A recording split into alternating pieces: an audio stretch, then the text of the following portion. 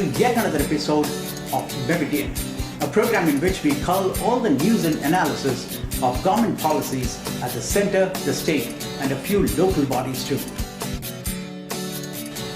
Hinting at opening up of more sectors, Prime Minister Narendra Modi said areas with high employment potential and strong local talent will be the focus to woo foreign investments, and expressed confidence that reform measures like the GST and the land acquisition bills will be passed in a matter of time. On the land bill, which the government wants to push early but now has been referred to a parliamentary committee, he said the government will accept any suggestions that benefit Gaon, Garib, Kisan, village, poor and the farmer. The best part of this policy is that economic reforms will show direct and tangible benefits for the poor. Though the government has taken several measures in the last few months to bring down inflation as well as interest rates even while perking up growth, many have questioned the lack of visibility of government's decision making in the economic sector. In a move to improve public-private partnership PPP model for infrastructure development, the government has set up a committee under former Finance Secretary Vijay Kelkar to look into issues including the need to introduce renegotiation clause in long-term contracts. The committee, which has been set up following Finance Minister Arun Jaitley's budget announcement that the PPP mode has to be revisited and revitalized, will submit its report in the next 3 months. Public-private partnerships, also known as PPPs, are considered to be the best option for implementation of infrastructure projects today. But in the recent times, there are many PPP projects in infrastructure which have come to a grinding halt. But unless the government finds a better option than PPPs, it will have to stick to this method of implementation of infrastructure projects. The government is set to launch a healthcare scheme for senior citizens as part of its Social Security initiative. Sources said the scheme will be funded through unclaimed deposits available with the government, for which the law has already been amended as part of the budget exercise. The amendment will enable the government to tap a couple of thousand crores for the healthcare scheme. We will work out a threshold and people beyond that would be covered by the healthcare scheme, a source said. Effective and efficient healthcare system for the poor and needy has been a priority area for Modi government, and it has toyed with several options ever since it came to power. The regulator has also been able to bring down the prices of some of the life-saving drugs as well as those which have been overpriced for a long time. But the government is acutely aware of the fact that healthcare cost is unaffordable for most Indians, and the best way to bring down the prices would be to force a price reduction. The government has approved 4,318.28 crore rupees for constructing roads and basic amenities at 2 industrial regions in Gujarat and Maharashtra under the Delhi-Mumbai Industrial Corridor DMIC project. The Cabinet Committee chaired by Narendra Modi has approved the construction of trunk infrastructure components of Phase 1 of Dholera Special Investment Region in Gujarat and Phase 1 of the Shendra-Bidkin Industrial Area SBIA in Maharashtra under the DMIC project. What is unique about this project and its quick approval is the fact that the value of land will be considered as the equity participation of the state government. In other words, according to the financial and institutional structure approved by the state government, the land will be provided by the state and that will be considered as its equity.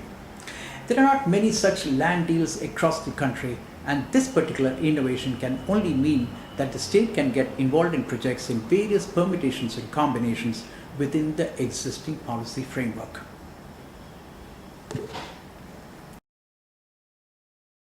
Achhe Din may soon be round the corner for small shopkeepers and large retailers. Maharashtra is on the way to become the first state in India to come out with its own retail policy. The policy, which will cover establishments from kirana shops to malls and even the burgeoning e-commerce sector, will focus on ease of doing business by reducing the licenses, permissions and the time taken to obtain them, increasing business timings and even establish designated retailing zones in cities. According to the Investment and Technology Promotion Division of the Ministry of External Affairs, the retail sector accounted for 10% of the gross domestic product GDP and 8% of the employment in India. India is also the 5th largest destination for retail in the world. The center is looking at funding from corporates through CSR, Integrated Finance Division (IFD), and the budget to implement various provisions of Smart Policing Initiative that was announced by Prime Minister Narendra Modi at the annual Conference of DGPs on Internal Security in Guwahati in November last year. At the DGP's conference, Prime Minister Narendra Modi had given the new acronym of Smart Policing, describing it as S for strict but sensitive, M for modern and mobile, A for alert and accountable, R for reliable and responsive, and T for techno-savvy and trained.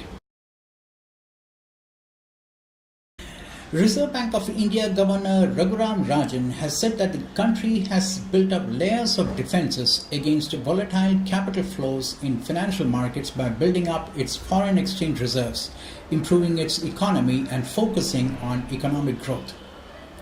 Rajan took the helm of the RBI in September 2013 when the country was in the midst of its worst currency turmoil in more than 2 decades, as foreign investors were selling heavily because of concerns about India's low currency reserves and a record high current account deficit.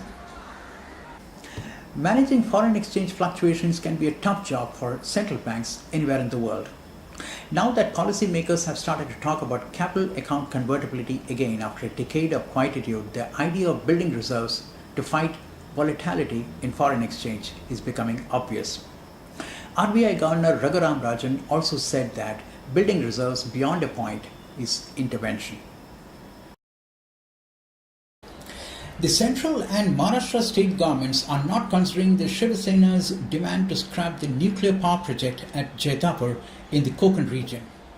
The 9,900 megawatt project that was cleared by the UPA government at the centre and pushed by the Prithviraj Chavan dispensation in the state will go on schedule, sources privy to the development said. There have been pulls and pressures on Jaitapur project in Maharashtra between the BJP and Shiv Sena. But the fact that nuclear power is a clean source of energy which can meet the surging demand when the economy grows should not be lost on our policymakers. It's an oversimplification to say nuclear power is dangerous, especially these days when hundreds of such plants are being well managed just like any other kind of power plants. Almost 16 years after an Indian Airlines aircraft was hijacked in Kandahar, a bill seeking death penalty for hijackers, even in the event of on-ground staff casualties, will shortly be sent to Cabinet for approval. As per the earlier version of the bill, hijackers could be tried for death penalty only in the event of death of hostages, that's flight crew and passengers and security personnel. The revised bill, among the toughest globally to deal with such incidents of terror, would enable the government to seek death penalty even if the ground handling staff, airport personnel and others are killed during such incidents. Very few can deny that the country was unprepared when the Kandahar hijack took place in December 1999. Many have, on hindsight, even criticized the government at that time. But the fact is, very few people knew how to handle that situation, just as it happened during the September 11 attacks in the US. But with this new policy in place, future hijack situations will be effectively met. The Maharashtra government has permitted residential and commercial development on big land parcels acquired for industrial use, even as the centre is debating the land acquisition bill. Senior officials confirmed that Maharashtra Chief Minister Devendra Fadnavis has modified norms clearing decks for 40% commercial and residential exploitation in industrial areas measuring 40 hectares, that is 100 acres or more. There is a need for an integrated policy for townships, SEZs and industrial parks. Real estate developers find these policies and nomenclatures confusing and overlapping, if not conflicting.